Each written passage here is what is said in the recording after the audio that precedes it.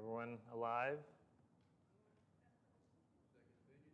Alert, awake, enthusiastic? Oh, yes. That went back to camp again. Alive, alert, awake, enthusiastic. Alive, alert, awake, enthusiastic. Yeah. I went to Boy Scouts. That's its own realm of fun. Okay. Well, tonight, chapters 28 to 30, I believe. I mean, it should be. That's what I'll look at. It's number 10.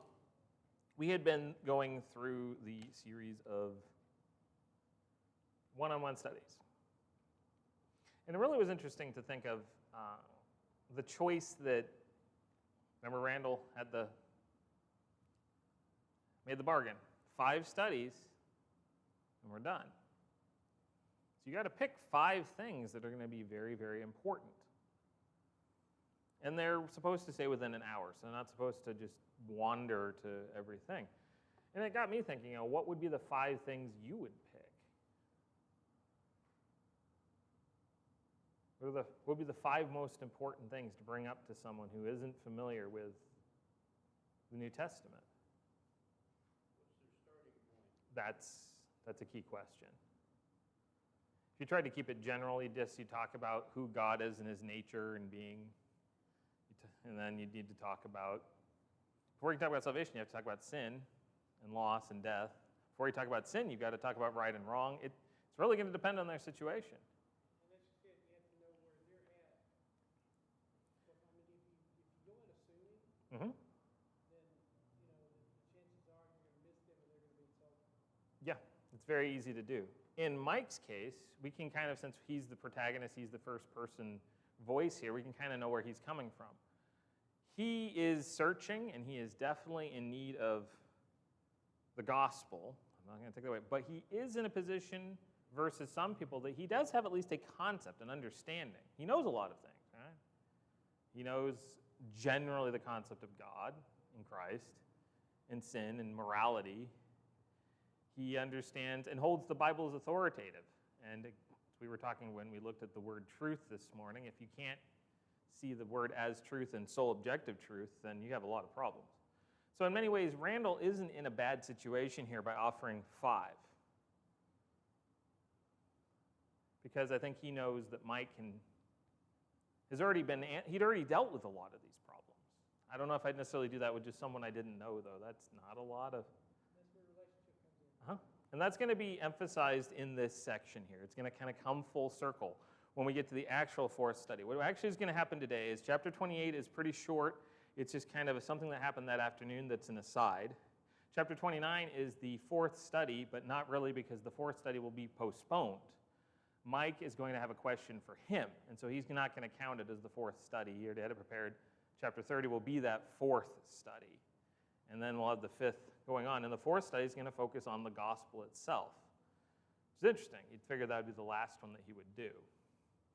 But it's also coming down to where he thinks Mike is, frankly. So the interaction that happens in chapter 28, and again, it's very easy to get caught up in the details of this and that, and I'm trying to pull back from a little bit of that. The setup is Mike's working all day at a hospital. He leaves at 5. He's going back to check in on his way out. And as he passes Randall, he says, "See you in the morning, Reverend." And this sets Randall off. Randall stops him and says, "Don't ever call a man Reverend." He says, "Well, what's wrong with that?" And he goes into just explaining that it's a term that is used to describe the name of God, and it's about veneration and heightenedness of titles. What's interesting is he says that the word only appears in the Bible, and he's speaking in terms of an English word and an English usage, once, and that's Psalm 111:9. The problem is that's only true in the King James. I checked, it's not in New American Standard, New International, ESV, or even the New King James. just the Old King James. The word reverend doesn't appear. The reference in Psalm 119 deals with, why don't I just pull it up? Because I believe it's revered reverend. Yeah, it's gone out of my brain.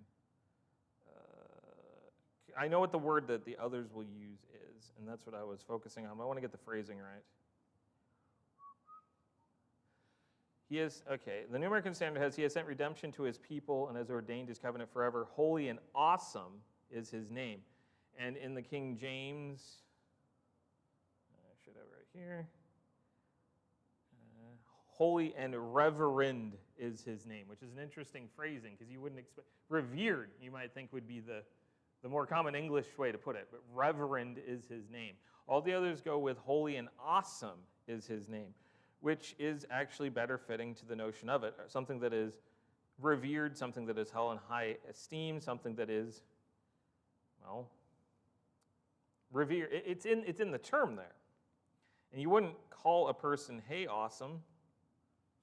Well, I mean, you might, but not in that way. It wouldn't be a religious title, right? But that's the word that all the other versions replaced it with. And so Randall reacts to that. It's kind of a thing. It says, it describes the name of God. Mike appreciates that Randall's always teaching something new. So he was using it in terms of trying to show him respect. What was he used to as a Baptist? Okay. And they would have titles, even if it's in a different, depending on their background, bishop or father, reverend. That's one that a lot of the denominations settled on because they think it doesn't sound quite as much, but it really actually has a lot more. It has more in it than father, frankly, because it's like holding that person up as a revered individual. That's what it means. It's veneration.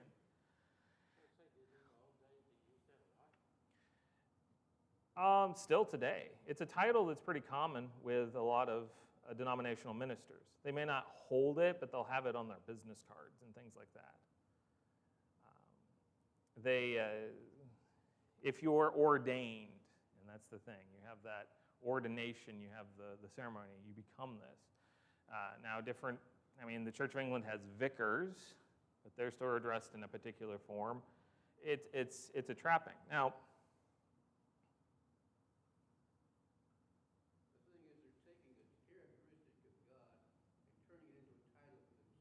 that's why Randall asks. He says, yes, they put it on their business cards, and he asks him why. He just says, why? Why do that?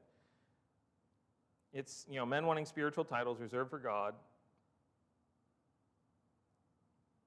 And, is it the entirety of the tradition? I think because of the conversation he's having or his background, he kind of oversimplifies it for Mike. There's more tradition there. That doesn't make it right, but it's not that simple. There's a lot of hierarchy and structure. Ever since Catholicism, incorporating that hierarchy, you want titles given to someone so that they can use that authority for their purposes. It's just trappings. It's pomp and circumstance. It's what is considered religious in many cases. A lot of times they were emulating either the given traditions of the Old Testament with like the different regalia and such, which were given to the priests not because the priests were in any way special or awesome, but because their position required it. It was more about what they represented than the person, which we've forgotten.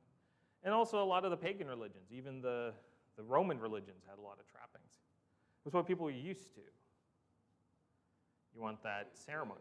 Your Honor, standing up when he walks in or walks out of the room, that kind of thing. That's true. You afford a lot to a judge. You afford a lot to a government official. You afford a lot to these claimed titles, certainly. Now, here's a fun little question. Can we do that in the church? Ever? Some more than others. Have we ever used the title brother to mean a title rather than a term of fellow Christian? I'm seeing some nods. It happens. And Brother Smith will now speak to us. Okay, that's great. I want to hear what he has to say. Why do you say it like that? Again, it may not be intentional, but it might also be trying to fill a gap, Whatever. Anyway, that's mainly the the chapter. Mike does remember a minister was upset when he went on a repair call at a Presbyterian, I think, and he didn't use the term reverend, which I'm like, really? Of course, this is the 80s. I don't know if that's changed over time. A lot of the community church pushes have really tried to get rid of a lot of those trappings to be more the everyman instead of the clergy laity barrier that exists when you do that. But the one thing I found interesting is that Randall will quote admonition against calling a man father in Matthew 23. Okay. Don't call any man father but your Father who is in heaven, which is often used as a proof text against the Catholics. I mean, the principle carries forward. Whether Jesus had that specifically in mind versus the notion of not being focused on the earthly family as much as the heavenly one, okay, that's there. But then he also uses Acts 10, where Cornelius tries to worship Peter, and Peter tells him not to worship him, as an example of this. And I kind of see it, but at the same time, it's like, is a title quite the same as worship? I mean, the idea might be there, but maybe not. I think the general principle still carries. Don't afford to man, that kind of focus. Cornelius is thinking, this individual was sent to me by God. Mm-hmm. I better show respect. And that's true. But then he bows to him, which is another level. And Peter says not to, just like John trying to bow to the angel twice in the Revelation. Worship's reserved for deity. In that case, it's kind of like sincere and well-meaning, but misinformed. Yeah, it's misinformed in there. And so Randall's trying to use it as an example of someone who's claiming an earthly title. I see the idea there. I don't think any of these ministers are necessarily asking people to worship them. That would be a tall order. But the indication of making them, the title coming with trappings might be there. And the Pope comes close to it. And then like praying to Mary is definitely there. So I can see where he's coming from. I just don't know. When you see someone use a text and you kind of go, okay, I see where you're going with there. I don't know. Anyway, it's like this. It's this very kind of short aside, and it's interesting in the flow where it shows up. It kind of sets up the next chapter, really. Yeah. Well, I mean, you kind of danced on the whole idea for some reason, and obviously it's ego, obviously it's conceit, that man wants to stand out. He wants labels or titles Mm-hmm. to stand out, and whether, the word pastor or reverend. Mm-hmm. You're right, in the Catholic Church, they have different levels, and they go through these different, archbishops and bishops and all these levels of recognition, of levels of advancement. I guess the military has that. Yep. Where you go through the levels of advancement, and each level represents an authority. And so,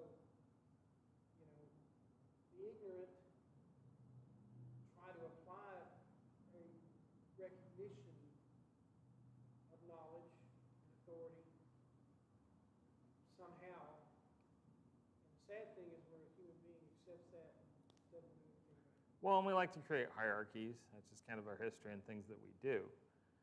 Randall reacted to it very strongly. Was that the right choice?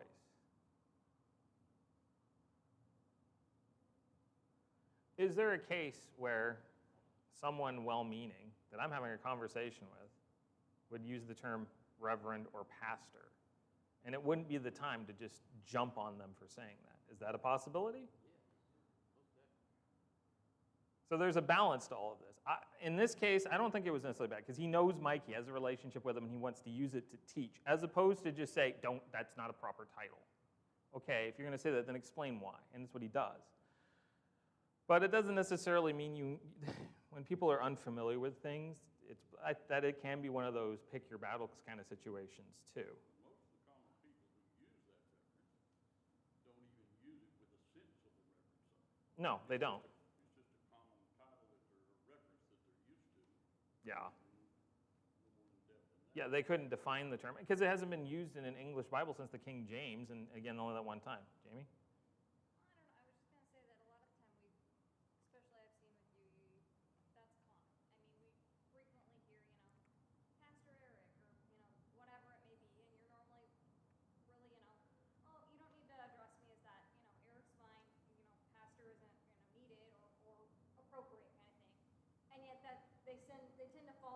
they will still keep. Because they're trying to, it is sometimes they're trying to be respectful, they're trying to find the right phrase to address you by. And again, they just don't, because the way a lot of the time outsiders see the church, there's a lot of formality. Mm-hmm. You know, whether it be from years and years of the Catholic Church and it putting this formality on things, or just what their previous experience was, whether it be, you know, Baptist, Assembly of God, whatever it may be, that's what is in their head, and so it's not so much like I said, I've seen you address it numerous times, and people just fall back into it even when you It will addressed happen. it. So it's one of those. You get back to that when it's needed kind of thing, Yeah. and when it's an appropriate time kind of thing, because it's not normally meant in any disrespectful fashion. It's not normally meant in a worshipful fashion either, though. So that's No. the other part of it. Yeah. And I think in this case he reacts to reverend. I don't know if that's a holdover from, maybe it's a Southern Baptist thing. I don't know. To me, it just screams of the ultra-conservative people that are in, Eastern Tennessee. And reacting to, You can't call me that because I am not that. I'm a human being just like you are. I have no position higher than you. They jump on things that people misunderstand because they don't want to offend God. It's like you were saying last week about capitalizing Yeah. church as opposed to the little word church. It's not a label, but it's a label. We give a title, there's a part of our Christian heritage that is defensive to any kind of thing that is misinterpreted to the point that they don't want to recognize anything that would cross lines in their mind as far as God's concerned. yeah. It's more of a defense, not that Mike did anything wrong. And that's the key here. It's almost where Mike is just using a term that he understands in a particular way. Much like when, they come to Jesus, good teacher, says, well, God is good. He's teaching in that moment there, but he doesn't leap on the guy and go to nth degree about it. It's more that you can be so afraid that if you don't say anything, you are somehow now failing to causing offense to God, when the reality is it may not really matter that much ultimately. But we get so defensive about not being wrong. Well, offending God doesn't mean anything. Yeah. And that can work against you in a study when picking your moments matter. Again, I'm not trying to pick on him. This just happened to be this interchange. It wasn't in the middle of their study, so it gave him an opportunity to teach. And what it'll lead into is chapter 29. When they meet the next time, Randall has something planned, but Mike wants to bring it up.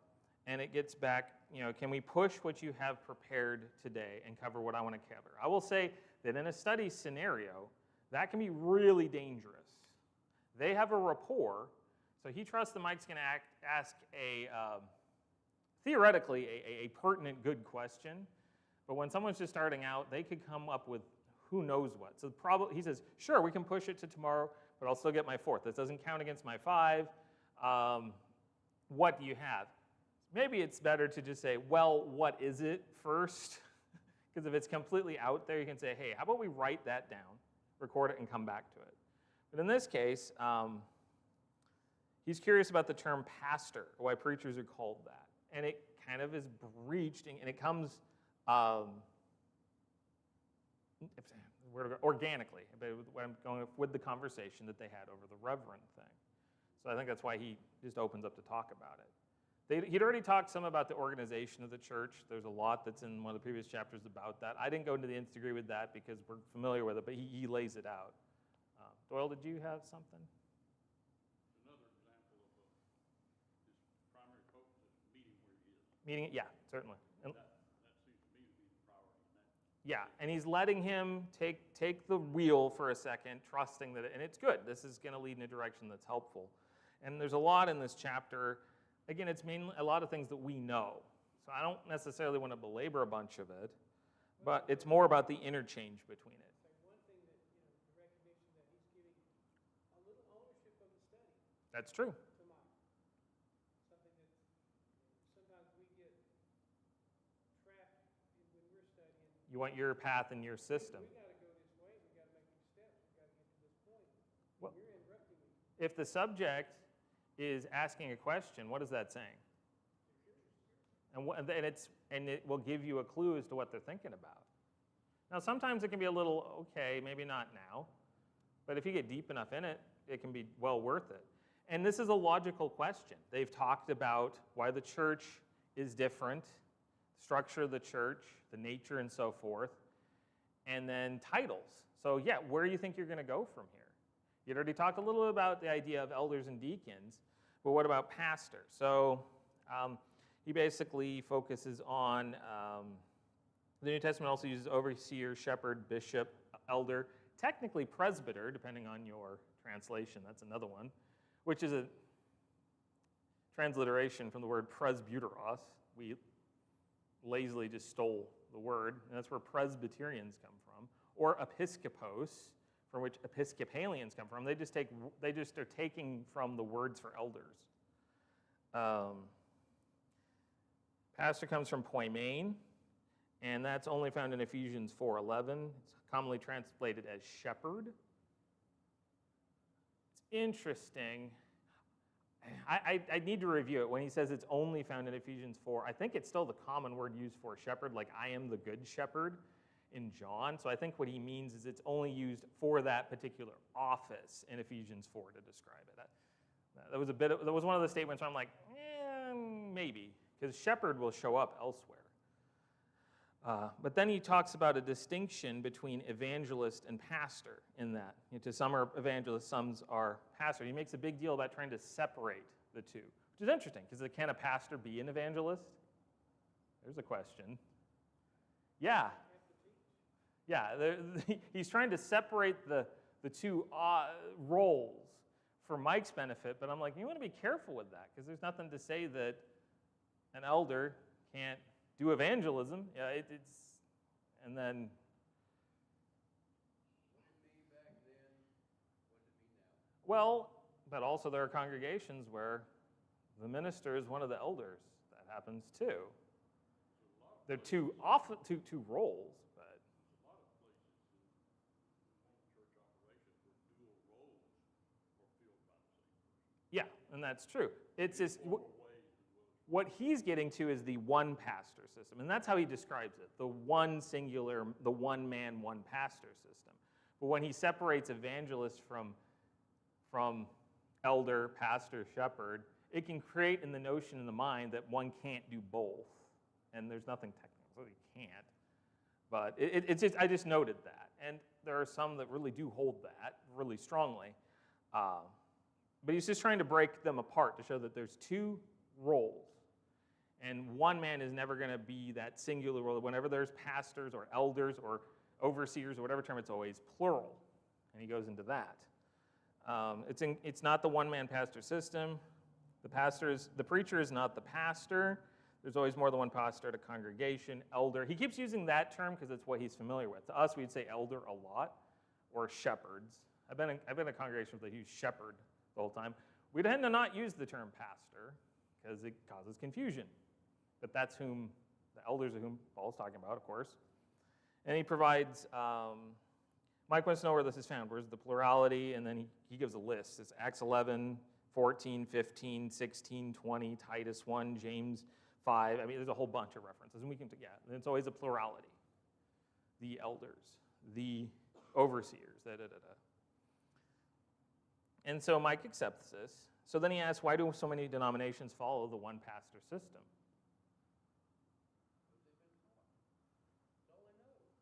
Okay, where did it start? There's a main hub, and then the other churches are branches. Mm-hmm. They're not autonomous. Yeah. 4th century-ish? 5th, 6th century? Earlier than that, actually, unfortunately. We were seeing issue. See, that's the thing, is he just explains, well, he says it probably, because he is not trying to be definitive this time, which is probably a good plan, because church history is one of those things that can be a very fascinating, church history in the sense of what it's become. It's a fascinating study. It's not inspired or biblical in any way, but it can understand where men made choices, and it can be kind of like, but he's saying it came out of Catholicism where they wanted one guy to be in charge, and then they mirrored that in the Reformation.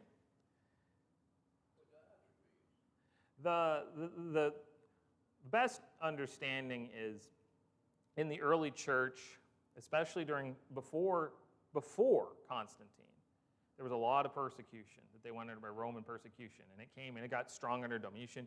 In the 2nd century, it got strong, and eventually late 3rd century under Diocletian. But there was also a lot of give and take with dealing with false teachings, and a lot of apologists, which is the Greek word apology, meaning an answer, not I'm sorry, that we have writings of. We have bunches of these writings where they're defending the Christian faith. And these were learned men, and they were standing up to the philosophers of the day. What would happen is that you'd kind of defer to these guys. They were the experts. They'd be an elder in a congregation. Well, next thing you know, he's the smartest elder there. He's the one that knows the most. We should make him kind of the head elder. And then eventually he's in the city, like Antioch and Alexandria were two major hubs of these schools of teaching, and they actually didn't agree. They had some differences.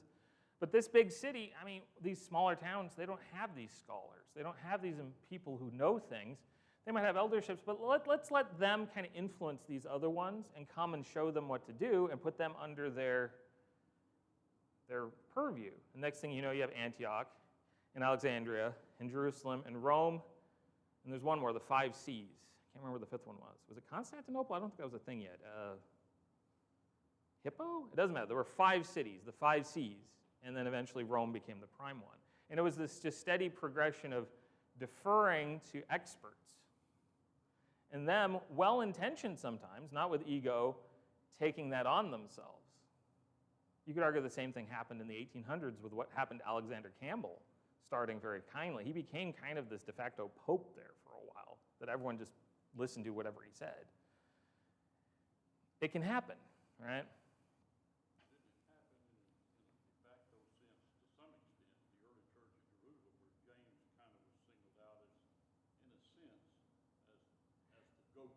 That is true. That is true. And we see that even with a hint in 1 Corinthians. It says, I am of Paul, I am of Cephas or Peter, I am of Apollos, I am of Christ.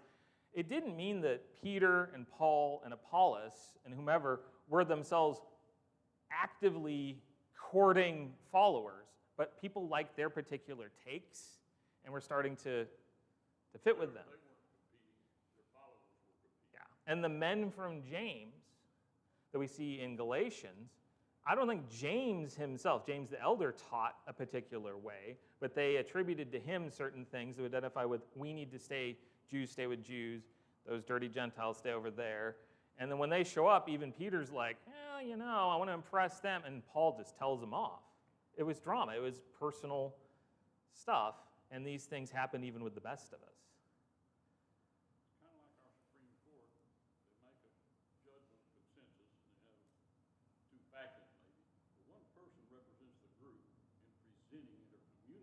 That's true. The decision and the dissent, yeah.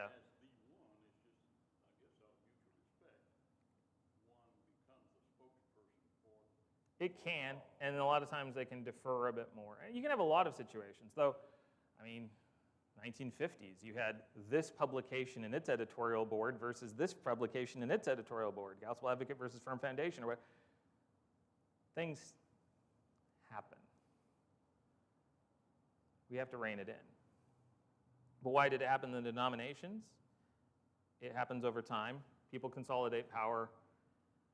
Luther famously told everyone not to follow in his name. Someone else came along using his teachings, took his name, and made a system out of it for control. Someone will always take the reins. Unfortunately, even if it's what happens. Anyway, he talks about the clergy versus laity problem. What it does is it creates a separation between the preacher and the group. He's the expert now. They defer to his knowledge, defer to, I'm not meaning me, I mean like the pulpit, defer to their expertise, which going to someone who's more knowledgeable, there's nothing wrong with that, ask some questions and find help, but when it gets to the point where you're like handing it off, and then it's what they say becomes word to the point to where they can say pretty much anything, and it's trusted. And he goes back to Acts 10 with Cornelius worshiping Peter. I'm just a fellow servant, okay. The apostles didn't elevate one over the other. They would exert their authority when needed. Paul did. He was usually slow to do it, too, because he didn't want it to be about him. But if he had to take someone down, he would do it. But it wasn't because it was him. It was because of he was inspired. And that was a unique role, too. Not something that more than 14 men had. Let's see. Randall asked if Mike ever saw the preacher as higher or closer to God, in the sense that they're revered, they're more holy. And he's like, I guess so. When I was younger, you get this notion that they must be more spiritual. They must be a better person because they have that better experience, which...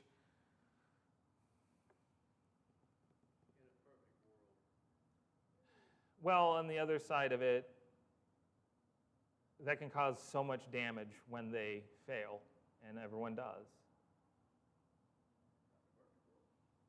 Well, that's true. But in a perfect world, we would be perfect and wouldn't need grace.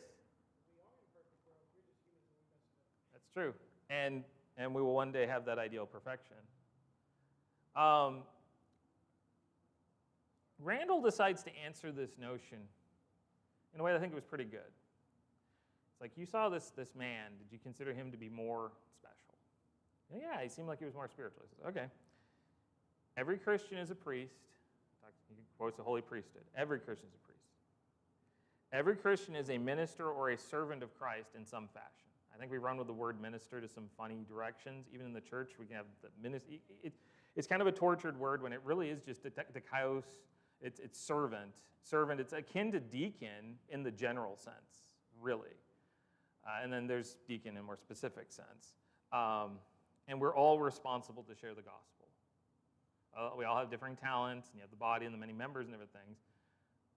But what he was trying to lay out these things is it's everyone as the body, as opposed to this guy that you're hangover, who treated you really, really badly, by the way. Wouldn't give you the time of day and then wanted your money.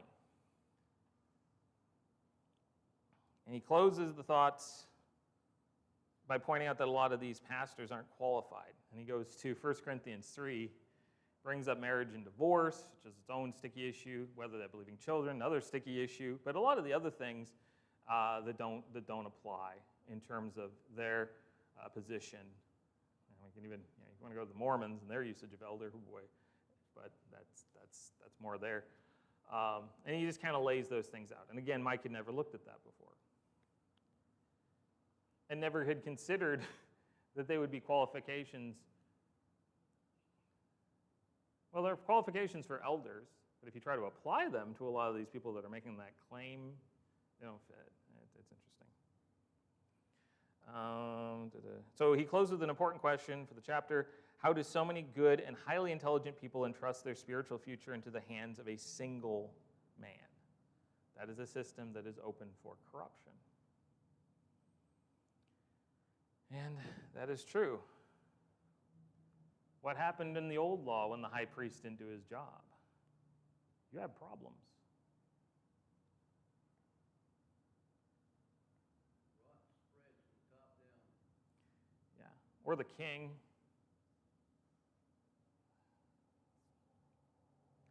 Saul decided to offer sacrifices without waiting for the priest. Yeah, he did that, and he refused to kill Agag. Is it Agag? Whatever the king was. He was supposed to. He commits two, really. The first loses his line, and the second is king. And it's in that famously where it's I desire obedience rather than sacrifice. Saul is an interesting figure because he was the outward epitome of the king, but inward he was a coward, and I think suffering from he was a little boy in there that was terrified. And I think his most honest moment was when he hid in the baggage when they wanted to find him. Anyway, that was an aside. Chapter 30, the fourth study, the actual fourth study. Mike's in a great mood. There's the change of the seasons. There's a lot of color. It's spring. It's March, but it's already getting warm. He's thinking of spring. He's thinking of summer. He's thinking about driving around with his wife in a convertible and enjoying life. Happy things. He smells cinnamon rolls when he gets there. And he says something that I wanted to emphasize and quote. Our friendship had grown over the months. We worked and studied together, and we shared a great deal of mutual respect. They had created a bond. They had created a consistent relationship of trust.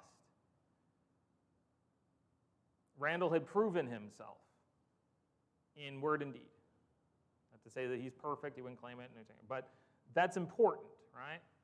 Because this is when Randall's going to choose to bring up the gospel, present the gospel. It doesn't come just out of nowhere. It doesn't come after 20 minutes. It doesn't come with a stranger. Not that that's impossible, but in this particular case, there was that connection. He says that he's ready to start a study because he's not ashamed of the gospel, for it is the power unto salvation. He quotes Romans 1. And he has him remember their first conversation. Remember the first time we talked. He brings it back. I think it's really good. And their first conversation resounded around him telling Mike that Jesus will return. Jesus is coming back. Jesus is coming soon. And he asked him if he remembers the scripture that they looked at. Now, Mike doesn't remember, and he feels really bad about this, but it's been a while. No big deal. What? Yeah, it had been some time. So he reminds him, it was 1 Thessalonians 1, 6 through 10, and it emphasizes Christ's return of rewarding his own and taking vengeance on the ungodly. It's that either reward or vengeance, those who obey, those who don't. It's that defining two states.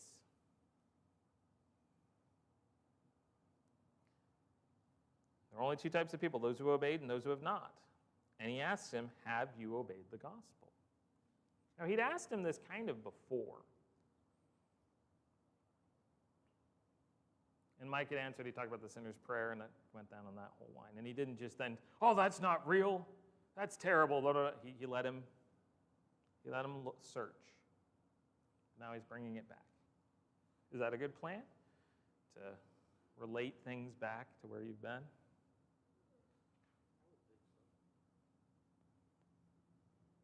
It makes it seem like you actually, had a plan.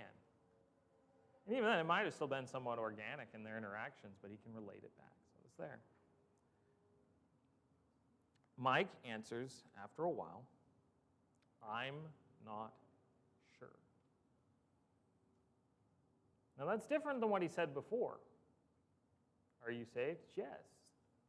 Well, I went up and I said this prayer. Of course, he asked him this time, have you obeyed the gospel? I'm not sure. I'm not fully even sure what that means, which is interesting. So he has Mike go to 1 Corinthians 15, 1 through 4, and that's where Paul he recounts the resurrection in that. He's reemphasizing the fact that Christ will return. And it's interesting that he brings this up with a group of Christians in Corinth that really should know better, but it was the possibility that they were even denying the resurrection. And it says, now I make known to you, brethren, the gospel which I preached to you, which also you received, and which also you stand. So, and he emphasizes verse 1 is Paul is saying, I'm going to reiterate something you already know and have already agreed to. I'm reminding you, pay attention. Here's what it is, verse 2. Here's how he defines it. By which also you are saved, if you hold fast the word which was preached to you, unless you believed in vain. Verse 3, actually. I delivered to you as of first importance what I also received. And this is how he defines it. That Christ died for our sins according to the Scriptures, that he was buried, and that he was raised on the third day according to the Scriptures, and that he appeared to Cephas and then to the 12, and so forth. But he's defining it as the reality that Christ died, was buried, and rose again. I mean, that's interesting. That's interesting. I mean, but there's all of the steps and all those other things. It's like, okay, but it hinges on all this. This is how he's choosing to relate it to him. Because Mike will say, well, so the gospel is the death, burial, and resurrection of Jesus? That's it. And he's like, but that's it? That's just an event in history. That's what he says, which is like, that's just something that happened. What are they focusing on where you have gone? Well, that's just an event in history. That's just something that we remember occasionally. And so the question becomes, how do you obey an event in history? So have you obeyed the gospel? I don't know. Well, what is it? It's the death, burial, and resurrection. Well, that's an event. How do you obey an event? This is an interesting way of connecting the ideas. Because what would you say next? How do you obey an event?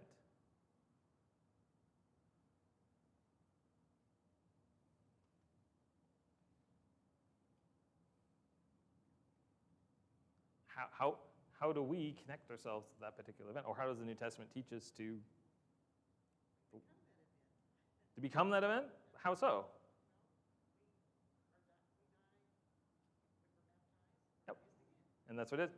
We conform to what he did. And he moves to Romans 6. Into Christ. Died, buried, raised again. This is how Randall chooses to approach it. Instead of in the more mechanical, and that's been some of the earlier studies. He's had a lot of, here's a sheet of paper on what everyone thought on instrumental music. Blah, blah, blah. Here, but he doesn't go done, to done, to done. He's just saying, okay, this is what Paul says the gospel is, and it tells us that we can connect with it in some way. Conform is the word that's used. How? Death, burial, and resurrection, being buried, dying to self, raising again. Dying to self, being buried, raised again. Those are connected typically this way and then this way. Mike wants to read it, and Mike's the one that comes up with the connection between baptism and burial without him having to go there, which is pretty cool. And it's very shocking to him. And I say it might be something, that'll be obvious but unknown to others, no one that wouldn't relate to anyone else. And I've run into this before with people that never made that particular connection. Well, what is baptism? It's a death, a burial, and a resurrection. Why use water? Well, it's a very easy way to do it, and there's a certain history with it, but you're not going to it just works that way. But you're not literally drowning the person. You're not literally, physically, it still conforms. Randall goes into a lot of detail, and it's in the book. He has a lot of references as proofs. And I think it's, again, Mike then turning and looking at the audience and saying, see more, which is fine. If you're not, for us, we focus, we understand these things. But then he starts to connect to some other statements he'd been talking about. He calls them remote statements, which I think is an interesting turn of phrase. I think he means these are general ideas that this ties to too. The idea of being born again, born of the water and spirit, dying to self, and so forth. The Ethiopian eunuch, water what prevents him from being baptized, things that they'd already referenced in the study that now should make more sense to him, tying together. And then Mike says this is why they call Randall's church the Water Dogs. I'd never heard that before. That's a pejorative I've never heard. That's a new one to me. But Randall just laughs. He says a few bad names don't matter. False teachers speak evil of the truth. And then he does something very dangerous without knowing the person and the connection. He talks about Satan being an adversary and false truths and different things and false teaching. And he says, and that's exactly what your Baptist preacher is doing. He is a false teacher. And quotes from 2 Peter 2 about false teachers coming and the problems that will come from there. Is that a good move? Well, Mike didn't like the guy. But, if it's someone that they respect and hold in esteem, whew, boy. Because it's possible to be in a study with someone and them to respect you, but them to also respect another viewpoint from someone else. and attacking the other, even if true, doesn't necessarily always help your argument in their face. It just seems mean. I always thought, I was like, ooh, okay. Mike is fine with it. He's not upset. So it might be part of their rapport, but I went, okay. And I just found it a little blunt. Again, you can read it to see. He could have gone there a little more. He basically comes from, well, they call us bad names because, false teachers don't like the truth. Satan's a deceiver. False teachers around. Your Baptist minister's one of them. It's like, okay, calm. Maybe ease into that one a little bit. I was like, whoa. Then Mike brings up that Kirk, the guy that was like always saying all these things, the water dogs. Well, they call you guys Campbellites. I'm like, oh, okay. And there's a sizable explanation in the chapter. It goes on for like 3 pages about Campbell, his history. I think it's trying to explain to the audience. It kind of puts Campbell in a very good light, which is great for what he started with. It says he calls the statement of the Campbells like a campaign slogan. Speak where the Bible speaks, silent where the Bible is silent. As a campaign slogan is an interesting turn of phrase. I probably wouldn't have said that. But that idea, and then he says, compares the system and creeds of man, the simplicity of the Bible. This is what Campbell did. This is what he was emphasizing. He was still just a man, just these things. I don't want to talk about where he went later on. Stone was a little more grounded, if less learned. They both had their issues. I mean, The Millennial Harbinger is an interesting read, shall we say. But, he was trying to, I think, diffuse that a little bit.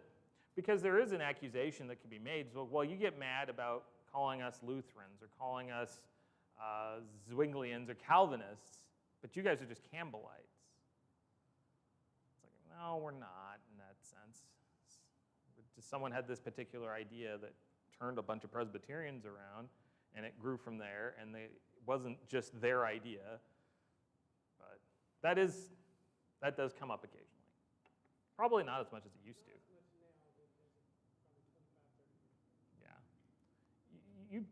It's surprising how few people, if you bring up the name Alexander Campbell just in a congregation, a lot of people will be like, ooh, just interesting. Or Barton Stone, or was it Raccoon John Smith? Oh yeah. Some of those old-timey circuit preachers had some crazy sermons. Not crazy bad, they're just like, wow. They had a very certain style back in the day. Anyway, so he then bugs me by quoting from Matthew 18:20, where 2 or 3 are gathered in my name, I'm there in their midst, taking the very common understanding to where I'm like, contextually, that's not what that means. The principle's there, but I'm like, okay. It's just fine. Yeah. Randall brings back to the focus and just talks about, okay, take what we've learned about baptism. It's death, burial, and everything. Okay, now compare it with the sinner's prayer. That you can't find, he hasn't found it in the Bible, but the sinner's prayer isn't obeying the gospel, because the gospel is this other thing. The sinner's prayer does not put us into Christ's death. It doesn't bury us with him, and it doesn't raise him in the likeness of his resurrection. Baptism does. Of course, it's not just baptism as a thing, it's the choice and everything leading up to it, which is an important thing to emphasize too. So Mike gets upset about knowing these things, and Randall explains, hey, you didn't know. Satan is shrewd. He goes to Genesis 3, where he talks about Satan added just one 3-letter word, not, to the admonition, or the encouragement to Eve. He twists things. He uses the same tactic today, convinces people that they won't die. He told Eve, if you eat of the tree, you will surely not die. He tells people, live it up, you will surely not die, in a general sense, I suppose. And then he asks Mike directly at this point if he's going to repent and obey the gospel. So he brings it to him. And Mike's silent. He's conflicted. There's still something there. He reminds him we still have one more study. He brought this up on number 4. Okay. Randall agrees. And here's the problem. He's brought him to this point. Randall still wants to see it, or Mike still wants to see it. He wants that one more study, but because they shifted the dates, he has a family obligation, and he can't do it for another week. So they set up a study for like the Monday next. So this is like the 8th, and it's going to be like the 14th. So there's this hanging time now, right when he's done this. It's like, ooh. Give me some homework. Where you can do his research is not always good places. Yeah. And he closes with something was holding me back. I had to find out what it was. Again, life gets in the way, and this is a scheduling thing. But ideally, he wouldn't be hanging in this between. He probably had something to pull it together in 5 set, and now we've got this time. And sometimes life is like that. Sometimes the things around us, right when someone's at a point where they're there. Yep. And you just gotta, you don't want to push them beyond. Because it's still their decision ultimately. And he doesn't do that. He doesn't just jump on him and say, but. It's like, okay, we'll come back. Well, again, that goes back to planting the seed. Mm-hmm. Germinate, and it's on time. Yeah, you can go any which way. And that is a hard thing for us when we teach education like that. It is. So that's, yeah. That was the 3. So any thoughts beyond? Sometimes it's handy to have a timeline of a study. It can be. See, I'm going to start with these 5 points. Right here we have a little pause. We're going to go off on a side tangent. We're coming back to it. And just put all these little things, like pinpoints, to tie all these things together now. That's true. And I think he has in his head what he's planning to do. The question becomes whether you want to share that up front or not, because it can give structure, but then it can also give someone the impression they're being directed to a conclusion, which they are, but not everyone likes that notion of it. And the other thing about a plan is you got to be flexible. You know, so what's it? The no plan, military plan survives engagement with the enemy. You know, sometimes Kind of seems like it gives him time to marinate. it does. It does, assuming life doesn't happen in between. Yeah, that's kind of a dangerous thing too. He is right there. He is right there. And now they're going to wait, I think, 6 days. Well, I mean, most organized studies are like this, where Mm-hmm. you're using, the Isaac Stewart open Bible study. And you go step. You get to the end, there's going to be 1 or 2 reactions. Yep. If you get that far, they're pretty much on the crust. The World Bible School lessons, you go through step, and you get to the end, and there's basically 1 reaction. Yep. If they get that far, it's like, okay. Joel Miller's that way. You get that last little beep for the slide projector, and someone did go through and transfer those to DVD. It's amazing. Took some time to do it. Any other thoughts? Anything that needs announced? I mean, men's breakfast is Saturday, right? We're going to do some work, maybe, is the plan. Plan to do some work. So maybe try to be here before and after, if possible, to help out with that. Yeah, I don't know, beyond that. Anyone need to partake this evening? I think everyone here was here that would partake. Okay. Anything else? Eric, would you close us?